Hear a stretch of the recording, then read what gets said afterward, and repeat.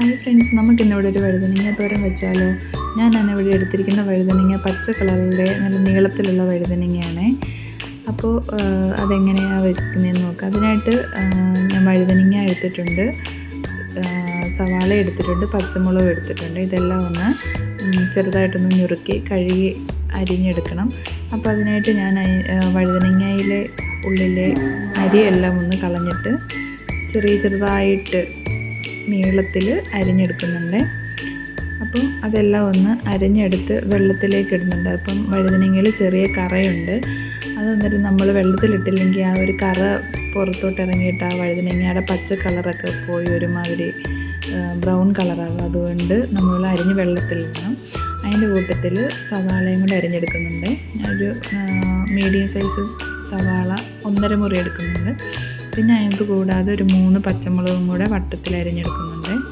അപ്പോൾ ഇതെല്ലാം ഒന്ന് അരിഞ്ഞ് മാറ്റി വെച്ചതിന് ശേഷം വെള്ളത്തിൽ കിടക്കുന്ന അരിഞ്ഞിട്ടിരുന്ന ആ ഒരു വഴുതനങ്ങയും കൂടെ നമുക്ക് വെള്ളത്തിൽ നിന്നൊക്കെ എടുത്ത് വെള്ളം വാർന്നെടുത്ത് മാറ്റി വെക്കണേ.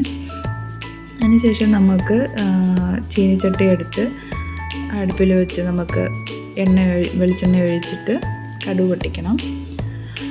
അപ്പോൾ ചീനിച്ചട്ടി ഒന്ന് ചൂടായി വരുമ്പോഴേക്കും നമുക്ക് വെളിച്ചെണ്ണ ഒഴിക്കാം.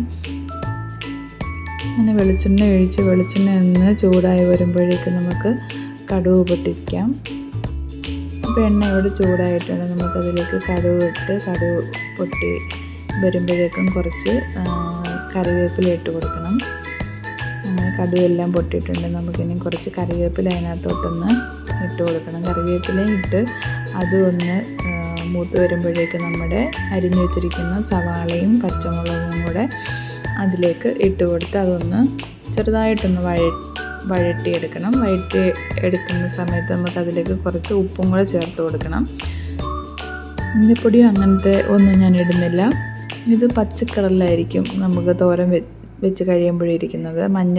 മഞ്ഞപ്പൊടി ഇട്ട് കഴിഞ്ഞാൽ മഞ്ഞ കളറായി പോകത്തില്ലേ, വേറൊരു ടേസ്റ്റ് വ്യത്യാസവും വരും. അതുകൊണ്ട് മഞ്ഞപ്പൊടി ഇടുന്നില്ല. പിന്നെ നമ്മുടെ അരിഞ്ഞു വെച്ചിരിക്കുന്ന വഴുതനങ്ങയും കൂടെ ഇതിനകത്തോട്ട് ഇട്ട് കൊടുത്തിട്ട് ഒന്ന് ഇളക്കി നമുക്ക് തേങ്ങയും കൂടെ ഇതിനൊക്കെ ആഡ് ചെയ്തിട്ട് ഒന്ന്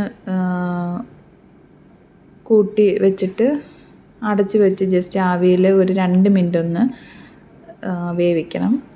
വെള്ളമൊന്നും ഒഴിക്കേണ്ട. നമ്മൾ ആവിയിൽ ആ വഴുതനങ്ങയ്ക്കകത്ത വെള്ളത്തിൽ ഒന്ന് 2 മിനിറ്റ് ഒന്ന് വെക്കുമ്പോഴത്തേക്കും നമുക്ക് നന്നായിട്ടത് വെന്ത് കിട്ടും.